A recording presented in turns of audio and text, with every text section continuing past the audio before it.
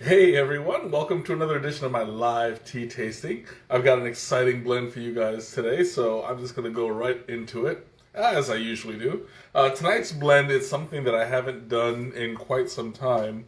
I actually haven't even drank it in a while, but it's an old classic. We're doing almond oolong.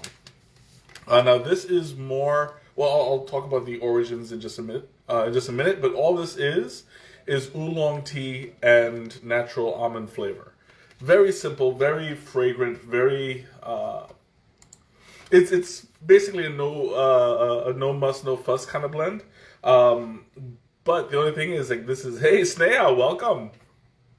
This is a this is along the lines of a Chinese oolong rather than a Taiwanese oolong, and there is a big difference which I'm going to get to in just a couple minutes.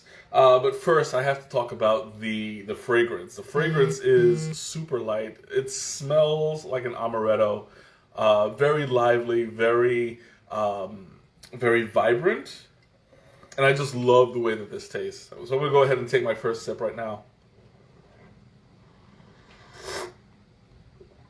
Mm. Oh, that's really nice. It's a very it's a very textured flavor. It has like a little bit of a grainy, a lot of nut, of course, because it's an almond oolong. Um, but it's also very earthy in its overall palate. It's you can tell how it's going to be just by the way that it looks. Really, really dark. It's really dark, really earthy. I'm going to pull out a couple of leaves. Now, the only challenge in this, since this is an oolong, there is a specific method. I'm trying not to break them, but they're kind of fragile. There's a specific method as to how these are created. Hey, big man, welcome. Oh, yeah. I'm so used to going by by screen names, but welcome. I'm glad you could make it. So, um, well, I lost my train of thought. Um, oh yeah, am I even on? Is my Twitch going? Oh, it's on. Okay, because yeah, for some reason my other thing is showing something completely different. Anyway, okay. Are you sure it's on? Cause yeah, like on my screen, it's still showing my will start shortly. No, I mean like it's working on my Streamlabs. Okay, yeah, never mind. All right, now it's working because for some reason it wasn't giving me my feed. Anyway, sorry about that. Technical issues, but looks like it was already solved.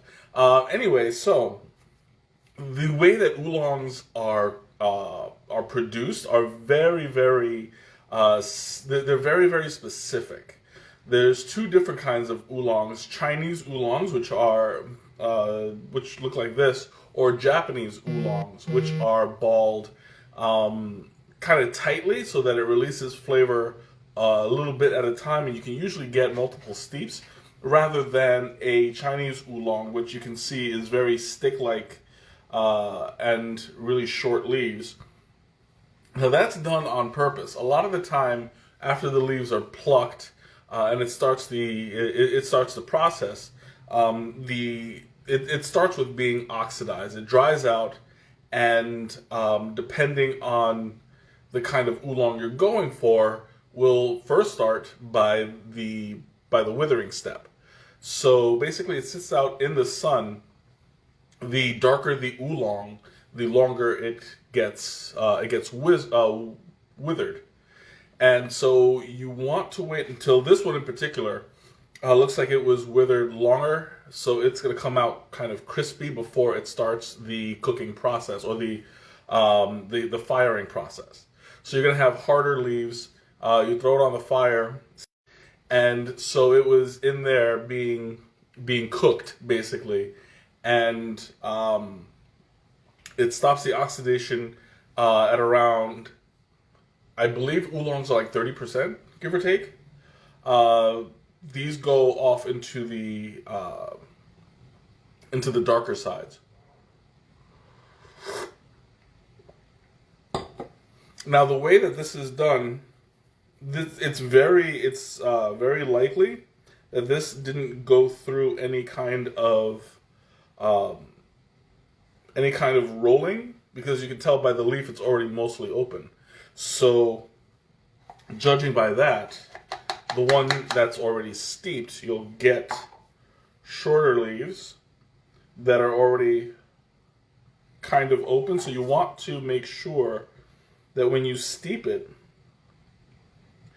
I just gotta open up this thing just a little bit.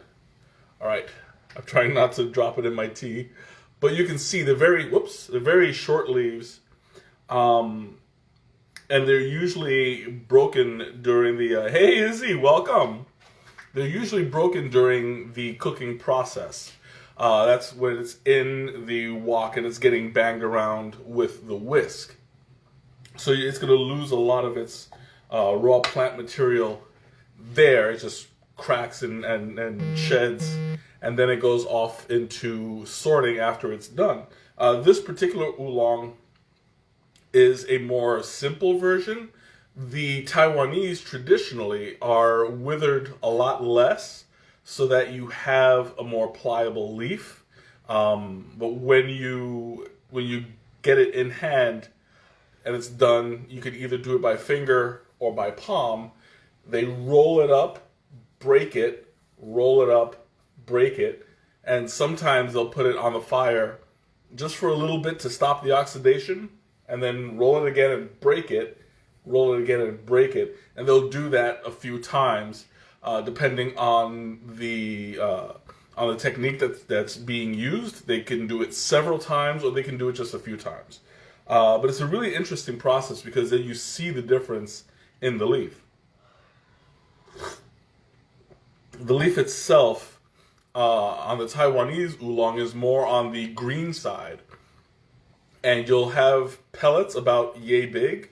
But when you steep it and it begins to unfurl, depending on time and temperature and all of that, it can become like the full leaf.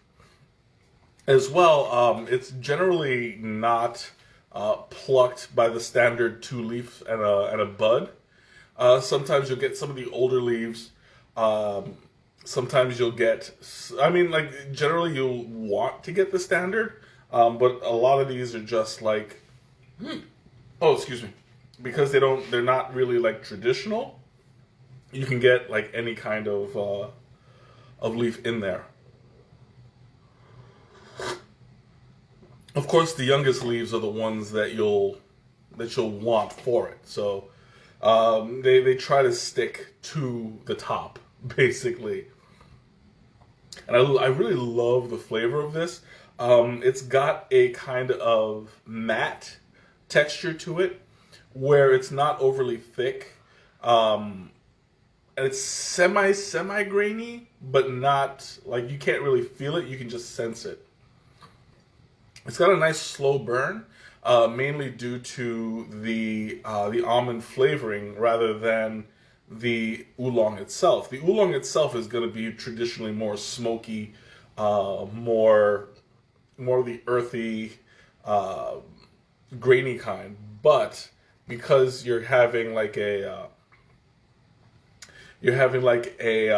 added flavor to it, it adds a whole new dimension to the texture itself. It's slightly sweeter than it normally would be.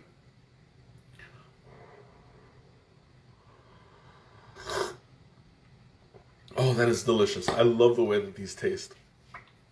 And it's very smooth going down. For this particular one, they advised 212 between 3 to 5 minutes. I tend to understeep these because it's a smaller leaf. Why is it so purple? It doesn't look purple to me. I mean, it's more. You get like that. Yeah, I guess it's because it's a darker oolong. That's more of a red than a purple. It might just be the lighting in it.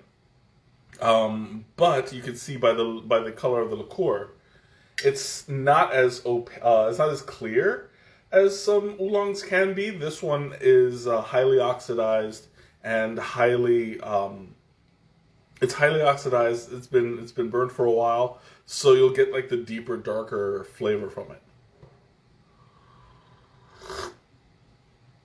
Oh, that is so good. I keep saying it. It's been a while since I've had it, and I've kind of forgotten how it tastes. But I've always appreciated the Taiwanese oolongs. I tend to gravitate towards those. Um, but this one has its charm of its own. What was this? At what point does an oolong become a black tea? It does not. Just based on on the process itself. The oolong has a much higher oxidation, up to 80%, while oolongs only get about 30, between 30 and 60, depending. But furthermore, because the black tea never gets broken, it's basically roasted. It's basically fired, um, and it's basically fired and sorted. There is no rolling. There is no breaking. They try to keep the tea as whole as possible, but they don't it's two totally different processes. Black tea and green tea actually have more in common than black and oolong. There is like sometimes there is like a breaking of the leaf, because black tea is more aggressively oxidized, and it's kind of like it takes a lot more heat. It takes a lot more time to create. Are they plucked the same way too? Generally, yes. I mean, if it's done by traditional ways, it could be done by hand, or what was it? I want to do this right. I believe the plucking hand is like this. It's just boop, boop, kind of a thing. Or they grab it by the stem and pop it. But also, there is the non-orthodox way. Also, there's if you've heard me talk about CTC, the cut, tear, curl, that's done where this is also generally done with black teas. That's where the tea is purposefully broken and sorted out that way. But that's just a niche that they have in the market. They have the orthodox and the non-orthodox. Generally, Chinese oolongs are done orthodox because you don't want to break the leaf. You'll want to keep it whole as much as possible. Now, it'll break naturally while it's going through the processes, more in this kind than the Taiwanese. Now, the reason why I understeep this is because the leaves themselves are kind of small, and they're not rolled, so it's not going to be able to take as much heat from the water. Now, since the temperature was done at 212 rather than the general, like between 200 and maybe 180, depending on the kind of flavor you're looking for. This was suggested at 212, so I took out some of the time to make up for the surface area of the leaf that was going to be exposed to the hot water. Oh, excuse me.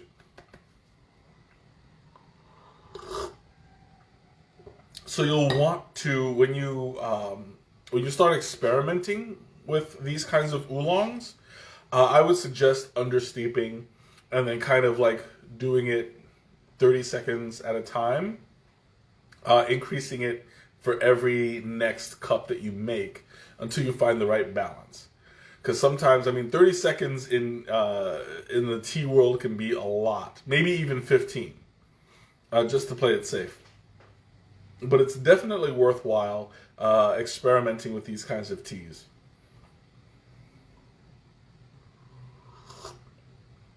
You'll always want to find that nice little balance. This one in particular, I think it would benefit from a little bit of sweetening or some cream or something because it's got that heavy earthiness to it. So if you're doing it as a kind of a Saturday night, you're feeling good, you want to make a cup of tea, this is a good go-to. But you can definitely, it can definitely be sweetened. I mean, right now as it is, it's fine. Um, but for people who have that sweet tooth like I used to, it can definitely benefit from cream and sugar or something like that. And I love the way this just sits on my tongue. Like the almond flavor just kind of like blends over the palate and covers the taste buds pretty well. It's got a slower burn, due like I said, due to the flavoring. So you can appreciate the almond-ish, almond-like kind of kind of flavor to it. And it's not dry the way almonds usually are, where you get that like really sandy aftertaste kind of thing. It's really nice and it's really nice and smooth. It does have a little bit of a grain, but it's not like it's not too dry, not at all. You know, before I forget, I'm going to do the Thomas taste because, yeah, I almost got carried away. But here we go.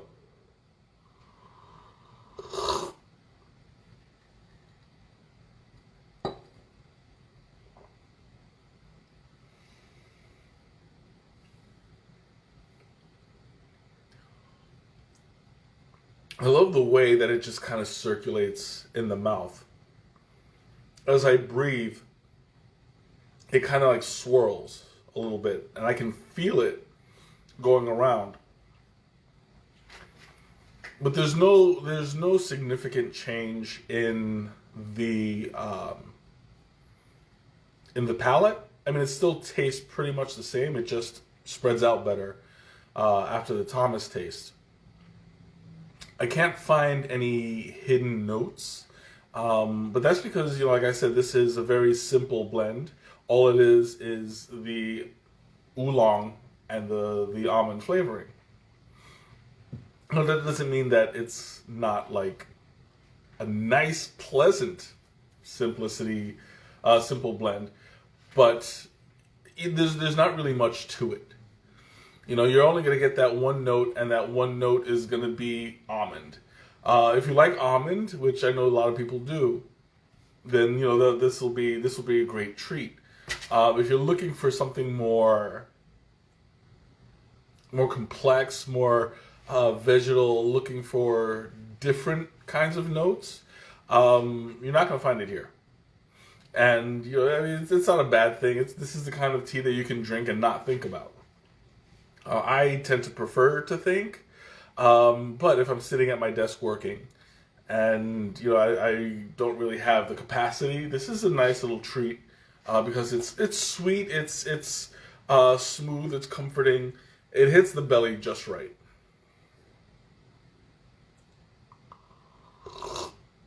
Mm. Okay, I'm gonna open up the floor for questions, comments, anything you want to talk about. Now's the time. I do have a couple of announcements. I don't know if I mentioned it before, but I did start the process of getting certified as a tea specialist. So, hooray! I'm going back to school. Yeah, who'd have thought at 41 I'd be saying that? But that is an awesome thing. I have just finished. Thank you, thank you. I have just finished my second week, going into my third, and each month is a 3-week course. So I'm almost done with my core. Hey Ma, welcome. Uh, so that is going to be like an incredible. It's an incredible feeling. I love going back to school and actually learning about something that I already thoroughly enjoy. So yeah, that's gonna be that's gonna be a cloud that I'm riding for some time. Um, Almost finished with Core One, and then next month is gonna be Core Two. So that one, thank you. I really love going back to school for this. It was a little bit. I was a little bit nervous at first, but I've come to realize that this is a good thing for me. As well, um, next week is going to be kind of a big deal. Next week, I'm having my 150th stream. So I kind of know what I want to do. It's gonna be a good one. It might go for an hour. I don't know yet. Um, but we'll see. I think it has the capability of going for a good amount of time. I just don't know how I'm going to set this up quite yet. But once I do, I'll have to tinker a little bit with my tripods. But it's gonna be a good experience. It's something that I've been wanting to do for quite some time, but I never got around to it. So it's gonna be a fun one.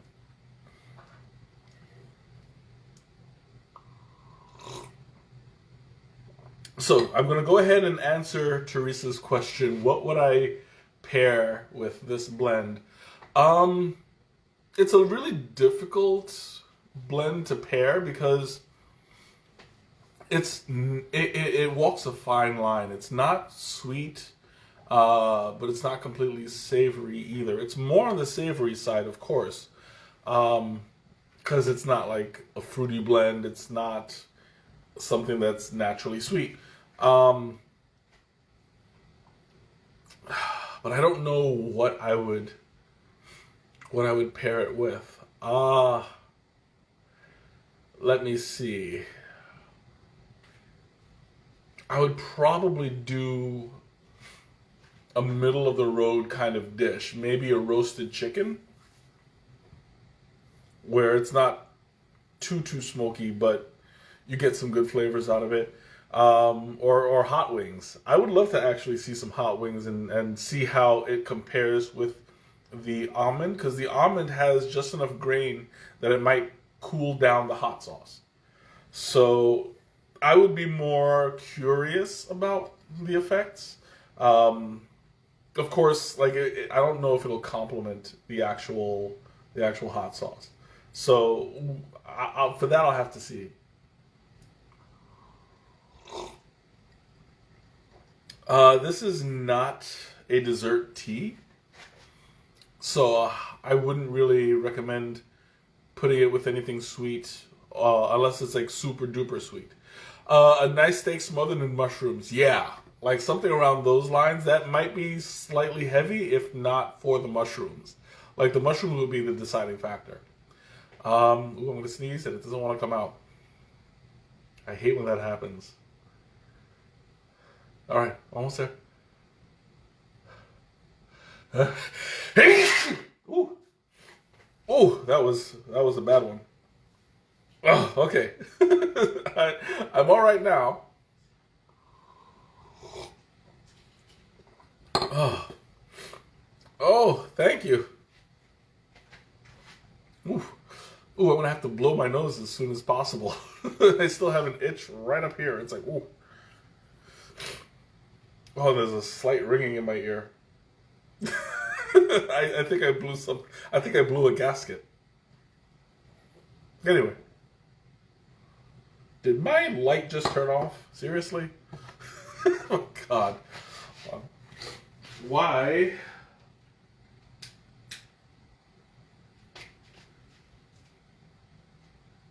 There we go. Like, it seems like I'm having so many technical issues today. I don't know what that is. But anyway, sorry about that. Yeah, it's not charging for some reason. I don't know. I'm just glad this is all happening at 1:49 and not 1:50. Because 1:50, if all of this stuff was going on, I would have some issues. But anyway, yeah, where was I? I lost my train of thought. What was I talking about? Oh yeah, pairing this. So yeah, I think it would go like the steak, of course. How can I forget? I think it would pair better with the mashed potatoes on that than the actual steak itself, because the mashed potatoes would add some sort of creaminess to it that I could use. Of course, the steak as well would go pretty good. Oh my god. I gotta blow my nose. This is bad. Worst time for it. Oof. Oh god, I'm so sorry about that. Like, I swear, you think that I'd be I'm a little bit less of an amateur lately, but these things happen. Okay. Ooh, questions, comments, anything you want to talk about, now's the time. A little fun fact, oolongs are actually one of the oldest blends of tea available. It has dated back as, what was it, the Shan dynasty, I want to say? I have it written down in my notes. And it started off as like just experimentation. Nobody knows exactly how it got so widespread, but it is one of the oldest ways to make tea. Yeah, I just found like this certification course has been very enlightening, to say the least. Yeah, I have it in my notes somewhere. I'll have to look it up. I'll probably correct myself. But yeah, so there has been like there's been a market for it for thousands of years. Excuse me. And I'm trying to remember, I think it was in Taiwan. Like Taiwan is the inventor. Excuse me. Ooh, I cannot escape the technical hiccups. Ooh, anyway, this is not going as expected today.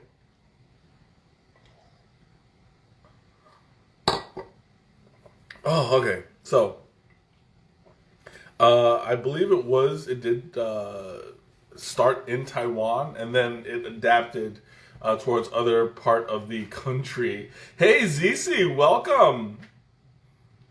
I'm glad you could make it. You just missed all of the technical hiccups.